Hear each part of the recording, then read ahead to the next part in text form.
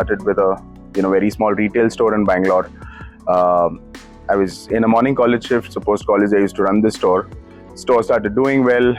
I got into trading, wherein I used to procure a lot more of these surplus clothing and sell to other retailers as well. Did that for about 2-3 years. In 2012, got stuck with a transaction that I was doing, which was so I was dealing with these factories across Bangalore, wherein I used to buy surplus clothing, but one of them also had fabrics which they wanted to sell. I had a buyer ready. The transaction was worth 25 lakhs. I didn't have that much money in my savings, but I had a buyer ready and I was making about 2.5 lakhs. So took that risk, borrowed from my friends and family and did that transaction. But to my bad luck, the factory had an audit and they couldn't dispatch it for like 25 to 30 days, post which the buyer denied, saying, Sid, this is, it's too late, I don't need this fabric anymore. I was basically stuck with that fabric, made these real small swatches of those fabrics, distributed to all the retailers that I knew. There was one particular retailer, who told me, Sid, the fabric is fabulous, can you make sure it's out of them? I was stunned because production was not my background. He just told me, yaar, 200-300 piece sample bana ke bhej de, chal gaya to I'll bail you out of this situation. Small manufacturing units were not ready to do that very small MOQ. Found a very small unit, sat there for almost 8 weeks, understood the whole process of production, and end of 8 weeks, sent these 300 pieces to the retailer.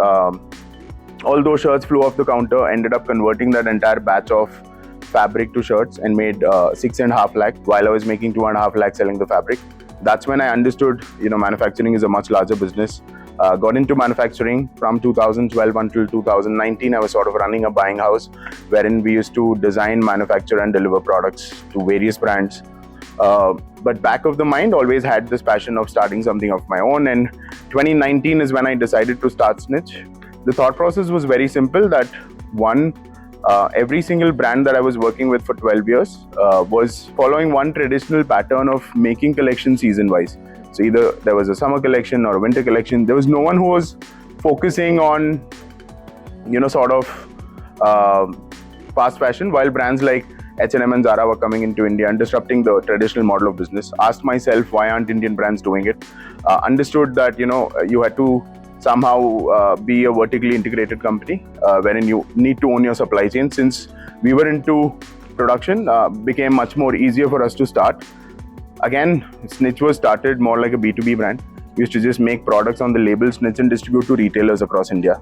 For the first 9 months, it was just during the pandemic that we pivoted online. Yeah, and since then it's been a roller coaster ride. 4 years, it's almost 5 years now. And yeah, today I think we are, at least in the D2C segment, we're the largest menswear brand.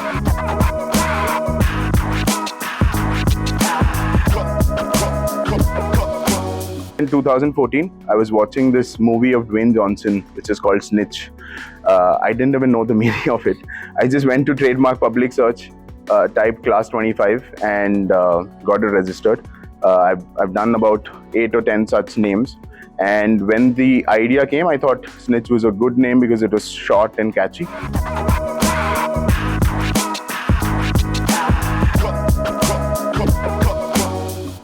We were an online first brand. 4 years, we sort of built a good sort of, recognition for ourselves online. Offline just happened. We started off with one store in Bangalore, did tremendously well. And, the unit economics were great. And, what we also saw was consumers were loving coming inside a store and buying. And apparel has always been a touch and feel sort of a category. Over the last 8 months, we've opened about 59 stores. I think tomorrow is 60th. The plan is to go till 100 by December. And I think we could easily do about 300 to 500 stores across different pin codes in the country. Our fundamental has been very, very clear that, we are a trend-driven brand. So every single week, if you walk into any of our stores, you'll see a lot of freshness. And, that's how the entire back-end tech stack has been built. Whatever that is sold in a day, there is a new order created in the warehouse for new styles to come in. I think when we started off, it was very manual, but now we built a very strong scraping tool, which is something that could scrape whatever sort of information that you would want, from Google keywords trending to Instagram hashtags to global brands, which sort of gives a very curated mood board for the design team to then pick it up and design. And thankfully, we are in the men's space, right? So the silhouettes are pretty much very simple. It is more to do with fabrics and the sort of silhouettes that we design.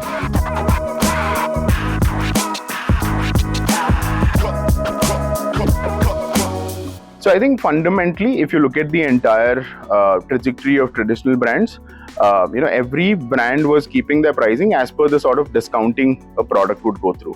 They exactly knew that 30% of my product is going to sell at full MRP, 30% is going to sell at 20 to 30% discount, and the remaining usually sells out only during the EOSS sort of sales.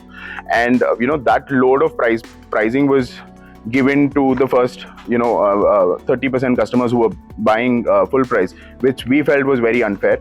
We said we'll be a true and honest pricing brand, keep our gross margins really sharp. And what we've also seen is in any sort of consumer brand, when you keep your gross margins really low and your product quality really high, your CAC is never going to increase.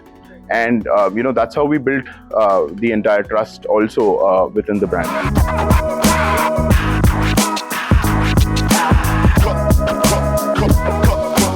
I think honestly, for a lot of people, Snitch is a 5-year story, but for me, it is 17 years. My funda has been very clear that just bend down and work. Suddenly people will say it's an overnight success. So but I think fundamentally, we've got the right team. Even with this fundraise, we were looking for the right partner, and we found the right partner. Who could take us to the next sort of journey, which is going public very soon. I think our ambition has been very clear that we are a made in India for the world brand, and very soon you would see us piloting at least in the Middle East and some other regions that we've thought of.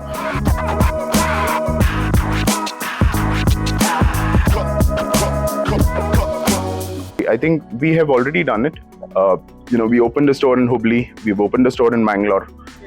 We're coming up with a lot more stores in the tier 2 and 3.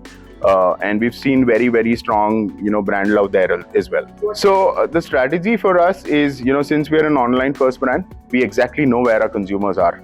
And it becomes much more easier, at least for the first 100 stores, to go where your consumers are, so that you could double down on your attention, and as well as word of mouth starts kicking in really fast. So the approach has been to get on to the top 10 cities, and then start getting deeper into those regions. So where are your customers?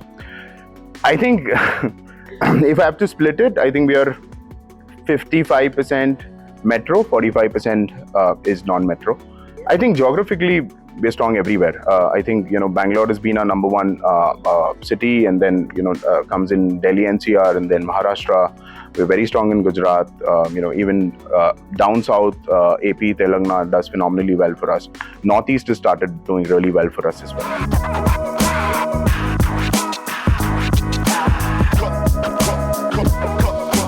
I think not really. People who buy luxury are still buying luxury, and with apparel especially, I think what we are trying to do is, apparel is a still 80% unorganized sort of a business. We're just trying to organize it, and I think there's a lot more. You'll see a lot more brands coming in. You'll see a large pivot happening over the next 5 years, and India requires brands, and so I don't really think luxury, or we're not even competing with them. Our fundamental has been very clear that we want to create a brand which has its own language, which connects to consumers not only through clothing, but even through community building, content, loyalty, and just keep doing that.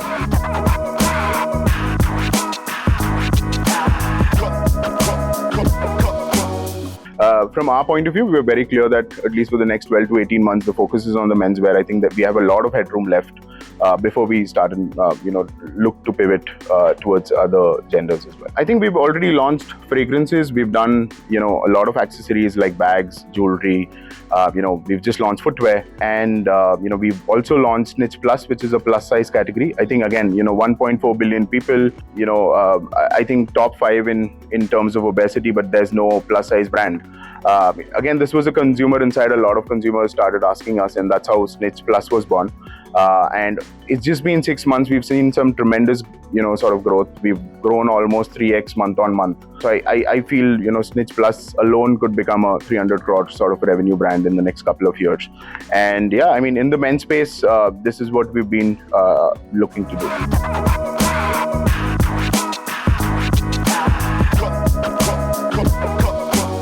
I think number-wise, honestly speaking, we've always been very, very ambitious there.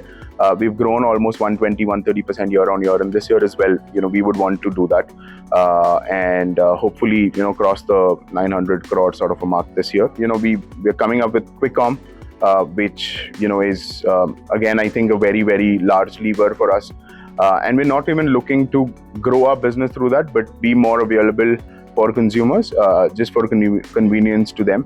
With 100 store by December, we should be able to cater to most of the pin codes, through our stores itself. So that's a new initiative that we've taken up. Because I think even if you look at Quick Com, the only sort of moat that platforms would have, and even we've spoken to so many consumers, the only sort of advantage for a consumer as well is just convenience and speed. And I think as a brand, it becomes much more easier for you to deliver that than a platform, because you already have consumers, they've tried your products, they know your sizes. Becomes much more easier for us, to do it. And it's not like we're going really aggressive behind it, but we want to start off and at least be there where consumers get that sort of snappy experience.